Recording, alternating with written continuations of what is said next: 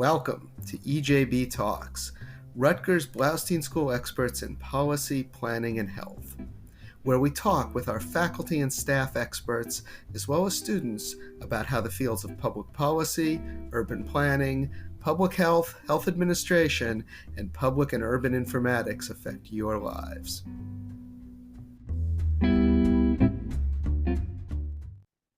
Welcome to EJB Talks.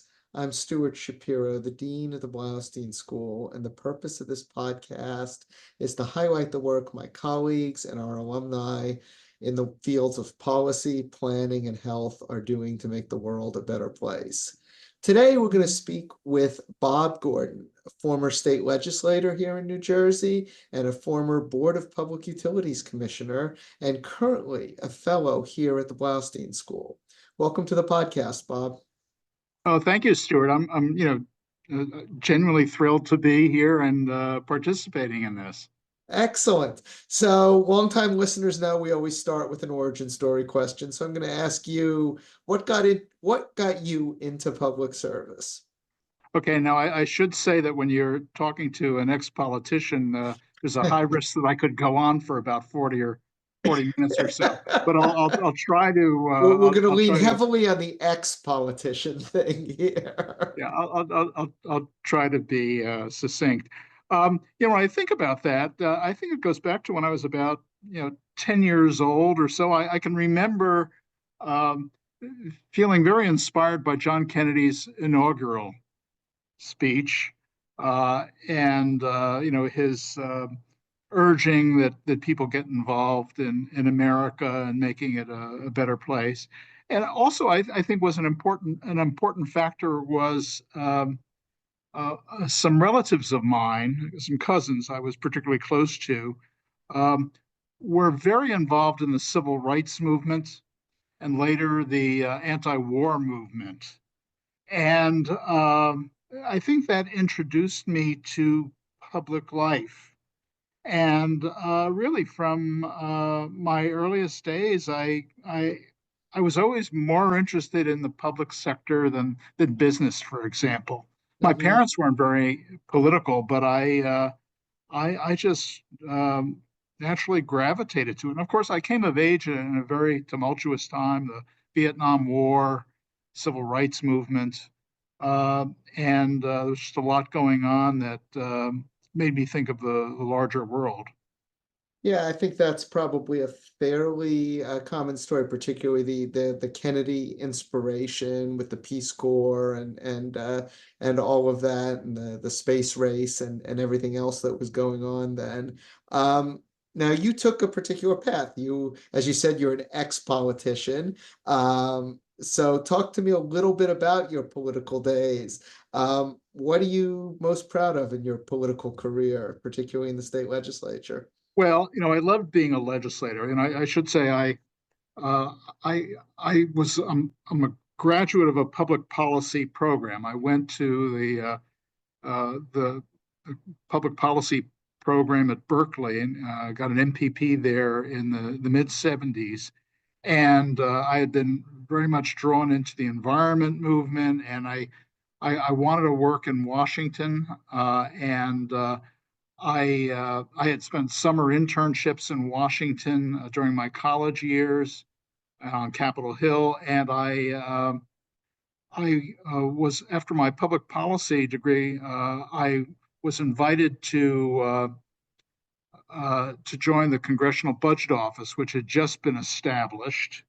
I had worked at the Brookings Institution, and some of my former colleagues at Brookings had been very involved in the budget reforms of the 70s and creating the Congressional Budget Office and the budget committees. So it was relatively easy for me to get a sort of an analyst position at the CBO, and I spent 2 years doing that. And I tell you that because I found that I was more interested in being a policy maker than being a policy analyst. I had a lot of contact with members of Congress, and I thought, I think I'd rather do that than be behind the scenes crunching the numbers. And so I made a conscious decision to leave Washington and try my hand at politics. And at the time, public policy degrees weren't very well recognized. So I thought, well, I have to earn a living outside of, if I have to earn a living outside of Washington, I better get another degree now. So I got a business degree through an abbreviated program at the University of Pennsylvania. And when I finished in 18 months, I moved back to my hometown of Fair Lawn, New Jersey, and started getting involved in local politics. And in my second attempt, I got elected to my town council, where I eventually spent 10 years, became mayor for 3 years. But my political options were kind of limited because my hometown was in a legislative district that had not elected a Democrat. I think actually to this day it has not elected a Democrat. So I did something really crazy, and I ran for Congress from trying to make the leap from the municipal level to Congress. Ran against the line, ran against the party organization, lost by 8-1, burned lots of bridges, was cast out into the wilderness for a number of years, and returned to my private sector activities. I was working for management consulting firms, and so I was able to pay my bills.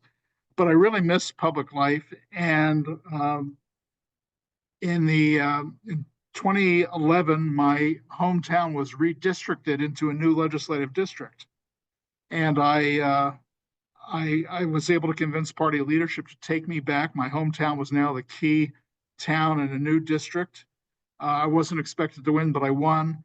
That's sort of a long and drawn out history of my early political career. In any case, I spent 14 years in the legislature, and to finally get to your question of what I'm most proud about, I became the chair of in the Senate of the Legislative Oversight Committee. And during the Christie years, there was no shortage of things to investigate. And so I conducted lengthy hearings into the Port Authority after Bridgegate, and Wow. advanced legislation which had to be passed in both New Jersey and New York. I was able to get bills through twice to improve the accountability and transparency of the Port Authority.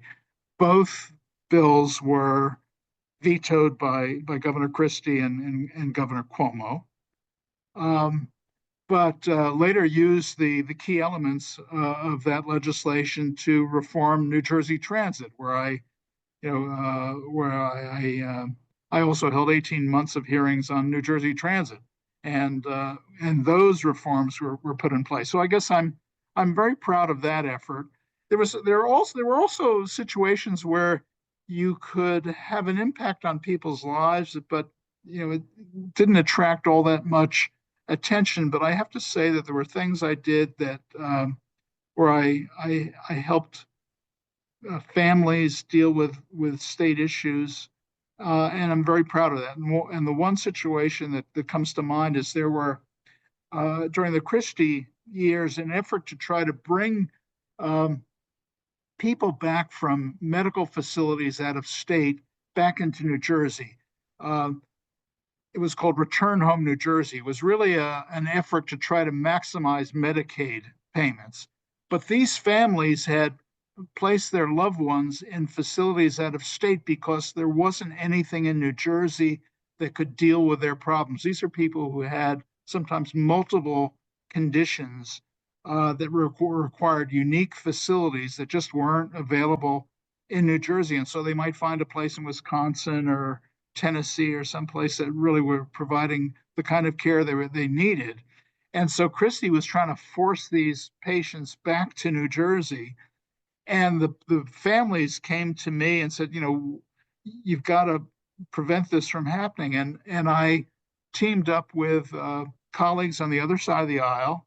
I'm thinking of Senator Kip Bateman in particular, and we stopped it.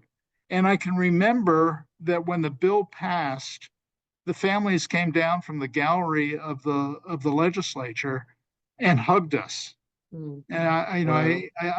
I still get kind of teary eyed at the thought of that. And that's something that didn't get any press, but it's the kind of thing that a legislator can do that it provides a lot of satisfaction. That's great. We could do a podcast episode on about 5 or 6 different things you mentioned in there. CBO is one of my favorite organizations. I also have a policy degree and worked at OMB for 5 years, a long, long time ago. And certainly the Bridgegate stuff, and God knows everyone could talk about New Jersey Transit for a long time, especially those of Yes. us that use it frequently. I do want to hit your BPU time though. Yeah. Tell me a little bit about that. Why you made the transition? It sounded like you loved the legislature a lot. How come you went to BPU? Is it just as simple as you were asked, or was there more to Well, it than that? I wasn't pursuing this at all. Governor Murphy took office early in 2018, and I got a phone call from his then chief of staff. And I guess I had something of a reputation in the legislature as a policy wonk, which I actually am quite proud of that. Um, and I guess they were looking for someone who might have an interest in energy policy. The governor had an ambitious clean energy program ready to advance. Um, but I was offered, and I just thought it was time for something new. Um, I didn't know all that much about energy policy. I mean, it's really it's pretty arcane stuff. I did graduate work in regulatory economics, and I didn't know anything about how electricity markets worked or some really obscure stuff. So there was an interest in just advancing my policy education. So I joined the Board of Public Utilities in April of 2018. And I must say it was a bit of a frustrating experience initially because I had come from an institution where, individuals could respond to policy issues by shaping some kind of initiative and advancing it through the process. At a state commission, you really can't do that. I soon realized that I wasn't going to be able to shape policy. Um, the staff had already worked out the options. I mean, one of the ramifications of the Open Public Meetings Act is that you can't have 3 commissioners in the same room talking about policy, Right. and the one of the effects of that is that power shifts to the staff and they get to decide what the policy options are and put the proposals together, and they sort of show up every week in the commissioner's office and say, okay, here's what you're voting on. And that was really frustrating for me because I wanted to shape the policy, and I soon realized, it actually probably took me about a year. I realized I'm not going to be able to shape the policies. I'm just going to be able to contribute to the debate, and then in the end vote for what the governor wants. Uh, I found that frustrating, and Hmm. at some point I decided, well, uh, the best way to take advantage of the situation I'm in is to to view it like being in graduate school and learn as much as you can about energy policy. And the good news is I was there when the governor was advancing really uh, groundbreaking initiatives, things that no one had ever done before. So to some extent, I did have some opportunity to shape policy. I mean, no one had really figured out how do you bring power from offshore into the grid, and we worked on some things that no one had done before, and so that was very interesting. That's great stuff, and I also have my background in regulatory policy, and it's interesting for me to hear you talk about the dynamic between the commissioners and the staff, because that's the degree to which politicians and political actors control staffs has always been something that's been a focus of mine, very interested in. I do, see if I'm getting this right. As I think about our students who will probably go into staff positions largely as they come out of graduate school, those are positions that can have considerable influence from what you're saying. Oh, I mean, I can remember attending an offshore wind conference and turning to a guy named Jim Ferris, who led the offshore wind effort at the BPU. And I said, "You must be very proud of this." And he goes, "What do you mean?" I said, "You've created an industry in New Jersey." And he really did. Yeah. And there was I can think of one staff member who, just ran the solar programs for decades and Hmm. really was instrumental in shaping the New Jersey solar industry. And staff people can do that. And there's certainly great opportunities for new graduates to uh, fulfill that kind of role.